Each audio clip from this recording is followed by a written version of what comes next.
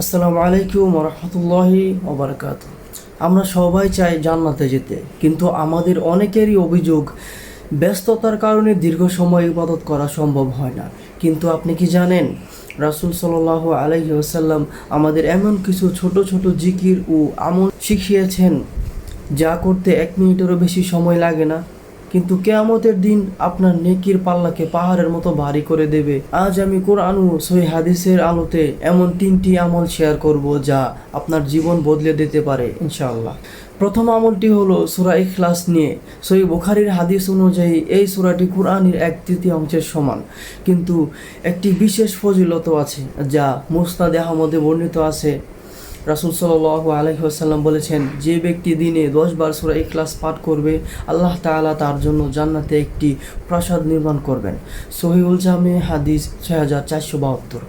একবার ভাবুন তো, গাড়ি বা বাসে বসে মাত্র 2 মিনিটে আপনি জান্নাতে নিজের একটি বাড়ি বানিয়ে নিতে পারছেন। কত সহজ, তাই না? দ্বিতীয় আমলটি হলো 2টি ছোট্ট বাক্য যা বলতে জিভ একদমই কষ্ট হয় না, কিন্তু আল্লাহর কাছে এটি অনেক প্রিয়। সহিহ বুখারীর সর্বশেষ হাদিসে এসেছে, রাসূল সাল্লাল্লাহু আলাইহি ওয়াসাল্লাম বলেছেন, 2টি বাক্য আছে যা উচ্চারণে অত্যন্ত সহজ, মিজানের পাল্লায় অত্যন্ত ভারী এবং দয়াময় আল্লাহর কাছে অত্যন্ত প্রিয়। দোয়াটি হলো সুবহানাল্লাহি ওয়া বিহামদিহি সুবহানাল্লাহিল আযীম। এর অর্থ হচ্ছে, মহান আল্লাহর পবিত্রতা ঘোষণা করছি, তার প্রশংসার সাথে, মহান আল্লাহ অতি পবিত্র। সারাদিন কাজ করতে করতে আমরা কি এই তাসবিহ মনে মনে পড়তে পারি না? তৃতীয় আমলটি হলো ক্ষমা চাওয়া বা ইস্তেগফার। রাসূল সাল্লাল্লাহু আলাইহি ওয়াসাল্লাম দিনে 100 বার ইস্তেগফার করতেন।